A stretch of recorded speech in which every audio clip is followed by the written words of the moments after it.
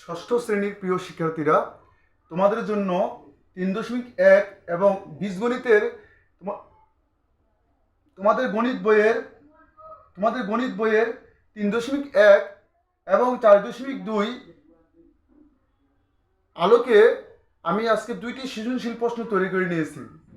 এই দুইটি সৃজনশীল প্রশ্ন তোমাদেরকে বোঝানোর চেষ্টা করব। তোমরা মনোযোগ সহকারে ভিডিওটি দেখলে অবশ্যই তোমরা এই দুইটি প্রশ্নের আলোকে সৃজনশীল প্রশ্ন আসলে তোমরা পরীক্ষা পারবে।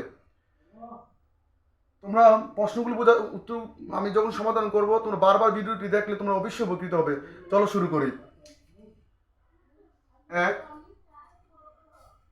9 অপেক্ষা বড় 4টি ঋণাত্মক পূর্ণসংখ্যা লিখো। কি বলছে এখানে? -9 অপেক্ষা বড়, -9 অপেক্ষা বড় 4টি ঋণাত্মক পূর্ণসংখ্যা।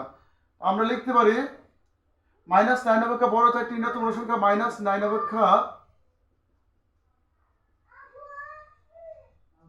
বড় 4টি ঋণাত্মক পূর্ণ সংখ্যা। -9 অপেক্ষা বড় 4টি ঋণাত্মক পূর্ণ সংখ্যা হবে আমাদের -8, -7, -6, -5। এখন তোমরা আমাকে প্রশ্ন করতে পারো, স্যার আপনি তো লিখলেন এখানে -9 অপেক্ষা বড়, সংখ্যাগুলিতে ছোট ছোট হলো, -8 হলো, -7 হলো, -6 হলো, -5 হলো, এর কারণটা কি? তো সংখ্যা তো এখানে 9 বড়, তো এখানে তো আপনি লিখলেন -8 বড়, বিষয় তো বুঝতে পারলাম না আমরা। আসলে প্রকৃতপক্ষে ঋণাত্মক সংখ্যা ঋণ যার যত বেশি কম সে তত বেশি বড়। ওই হিসাবে এখানে -9 থেকে -8 বড়, -8 থেকে -7 বড়, -7 থেকে -6 বড়, -6 থেকে -5 বড়। তাহলে আমরা বুঝতে পারলাম যে ঋণাত্মক সংখ্যার ক্ষেত্রে কি হবে? বড় থেকে ছোট ক্রমে আসবে, বড় থেকে ছোট ক্রমে। যদি বড় বলা হয় যে -9 অপেক্ষা 4টি বড় 4টি ঋণাত্মক সংখ্যা পূর্ণ সংখ্যা লিখো, তাহলে কি হবে? বড় থেকে ছোট ক্রমে, মানে -8 হবে, -7 হবে, -6 হবে, -5 হবে। কারণ যে আমরা জানি একটাই বিষয় যে মাইনাসের সংখ্যা, মানে ঋণ যার যত বেশি কম সে তত বেশি ভালো। সেই হিসাবে -9 থেকে -8 বড়, -9 থেকে -7 বড়, -9 থেকে -6 বড়, -9 থেকে -5 বড়। অবশ্যই তোমরা বুঝতে পেরেছো। খ নাম্বার প্রশ্ন,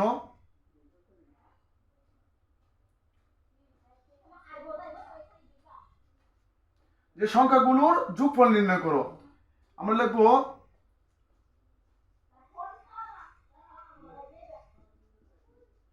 দেওয়া আছে সংখ্যাগুলো হলো -9, -5, 4, 6, -2।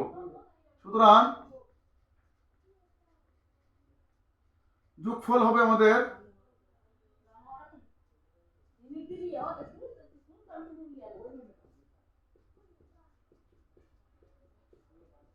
ওকে, আমরা যেখানে কমা আছে সেখানে কি দেব?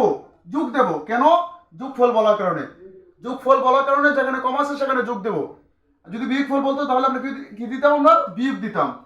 এখন প্লাস মাইনাসে অবশ্যই ব্র্যাকেটের আগে মনে মনে প্লাস থাকবে। সবসময় মনে রাখবে সামনে যোগ বিয়োগ গুণ ভাগ না থাকলে প্লাসের হয়, প্লাস মাইনাসে কি হয়? মাইনাস হয়। আবার প্লাস মাইনাসে মাইনাস হয়। 4 + 6 প্লাস মাইনাসে মাইনাস। এখন আমাদের -9 -5 মাইনাসে কত হবে আমাদের? 14। 14 - 2 মাইনাসে কত হবে? 16। মাইনাস কত হবে আমাদের? 16। +4 + 6 মানে প্লাসের 10, প্লাসের কত? 10। এখন -16 থেকে যদি প্লাসের 10 বিয়োগ করি তাহলে আমাদের থাকে কত? -6। এটা অ্যান্সার।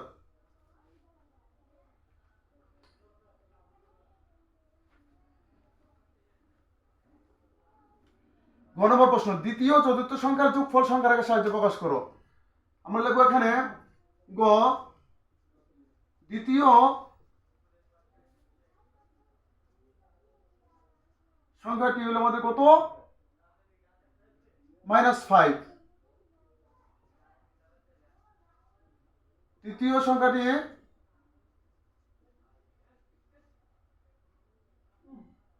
দ্বিতীয় চতুর্থ সংখ্যা না, সরি,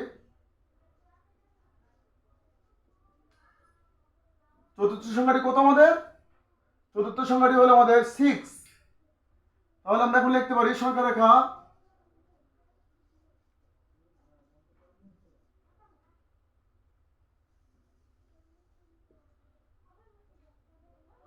আমরা একটি শূন্যবিন্দু নেব, শূন্য। ডান দিকে হলো 6, 1 2 3 4 5 6,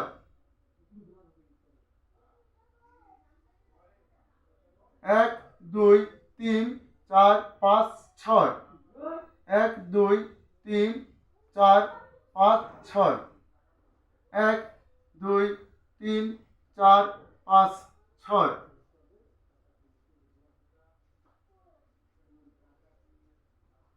এখন আমরা যেহেতু আমাদের এখানে প্লাসের 6, সুতরাং আমরা এখানে কি নেব, -5 বিয়োগ করতে হবে। -5 কি করতে হবে, আমাদের বিয়োগ করতে হবে। তো -5 বিয়োগ করবো আমরা, এই জন্য আমরা কি করবো, -5 থেকেই নেব। এভাবে -5 থেকে ডান দিকে 6 ঘর টানবো, টানলে আমাদের প্লাসের 1 পর্যন্ত আসবে। কত পর্যন্ত আসবে, প্লাসের 1। এই যে এরকম ভাবে ঠিক সেম আমরা যেভাবে নিয়েছি +1, যেহেতু আমরা -5 বিয়োগ করবো, সুতরাং আমরা কি প্লাসের সঙ্গে সত্ত্বেও আমরা কি করবো, -5 থেকে আমরা লিখবো, কারণ -5 আমরা বিয়োগ করে দেবো। এই জন্য মাইনাস প্লাসের 6 থেকে যদি আমরা -5 বিয়োগ করে দিই, কি বিয়োগ করি আমরা, -5 বিয়োগ করি, -5 বিয়োগ করি, তাহলে আমাদের থাকে কত, আমাদের প্লাসের 1। কি থাকে আমাদের, +1। সুতরাং আমরা লিখতে পারি -5 ও 6 এর যোগফল কি হবে আমাদের, -5 + 6, অর্থাৎ প্লাস মাইনাসে মাইনাস, প্লাসের 6, +6 থেকে যদি আমরা -5 বিয়োগ করি, আমাদের কি হবে, +1 হবে। আশা করি খুব সুন্দর করে তোমরা বুঝতে পেরেছো। এখন আমরা 2 নং সৃজনশীলের সমাধান করব।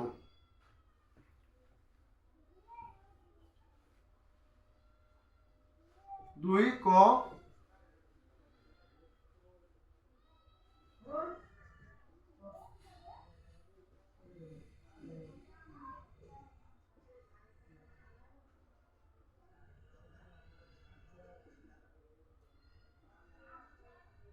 আমরা এম গুলো একসাথে করব, এন গুলো একসাথে করব।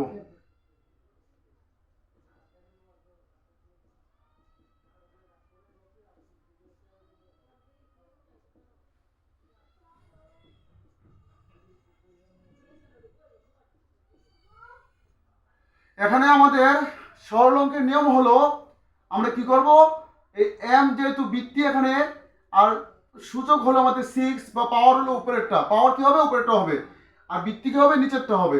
সেই হিসাবে এম হলো বৃত্তি বা ফাউন্ডেশন, আর 6 হলো পাওয়ার বা সূচক, পাওয়ার বা সূচক। আমরা এখানে কি করব, প্রত্যেকটির বৃত্তি যেহেতু এক, প্রত্যেকটি বৃত্তিকে এখানে কি এক, মানে একই আছে, যেমন এখানে এম এর এম, এখানে এম, তাহলে আমরা এম, তাহলে আমরা এম কমন নিতে পারি। এম কমন নিলে আমাদের কি থাকবে, যদি কোনো চলকের উপর পাওয়ার না থাকে, সেই হিসেবে আমরা পাওয়ার 1 ধরবো। পাওয়ার কত ধরবো, আমরা পাওয়ার 1 ধরবো। 1 + 6 + 2 ইন্টু এন।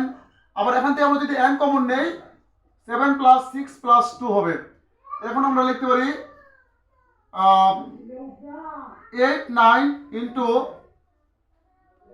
প্রথম আমাদের 13, আর কত হবে আমাদের 2 15, অর্থাৎ m⁹9 n⁻15, এর অ্যান্সার।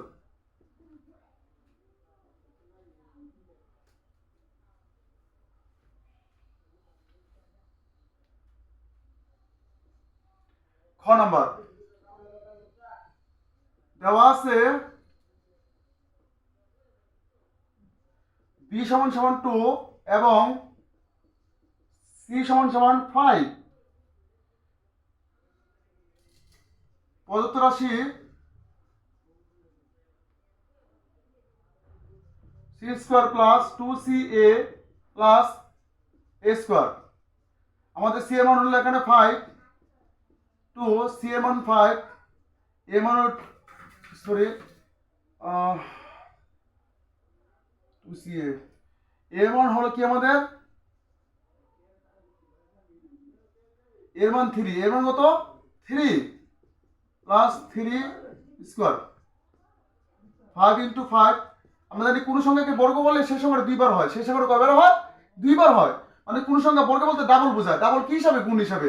5 গুণ 5 হবে আমাদের প্লাস 2 ইন্টু 5 ইন্টু 3 প্লাস 3 গুণ 3, 5 5 25 প্লাস 5 ধরে 10, 3 10 কত 30 প্লাস 3 3 9। তাহলে এখন আমাদের কত হয়, 20 এ 25 এ কত হয় আমাদের 55, 55 এসে কত হবে 64 হবে, কত হবে আমাদের 64 হবে, এর অ্যান্সার।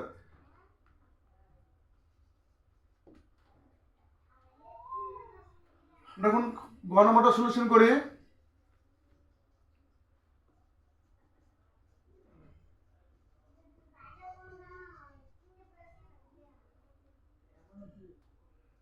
a সমান সমান কত দেওয়া আছে আমাদের, a ইকুয়াল 3 এবং b ইকুয়াল 2।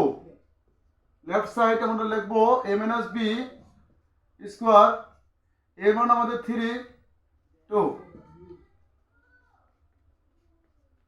অর্থাৎ 1 গুণ 1 কি হবে আমাদের 1 হবে।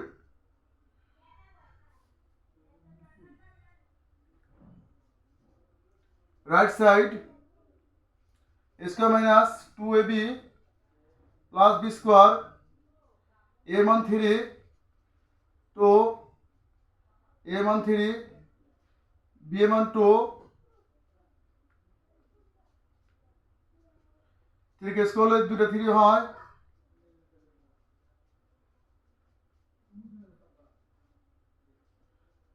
3 3 9, 3 দুগুণে 6 6 দুগুণে 12, 3 দুগুণে 6 6 দুগুণে 12, 2 দুগুণে 4, 9 আর 4 13 হয় আর 12, 1। আমরা লিখতে পারি লেফট সাইড সমান সমান রাইট সাইড প্রুফড। প্রমাণ করতে বলে প্রুফ লিখবো, আর দেখা যাচ্ছে বলে শুড লিখবো।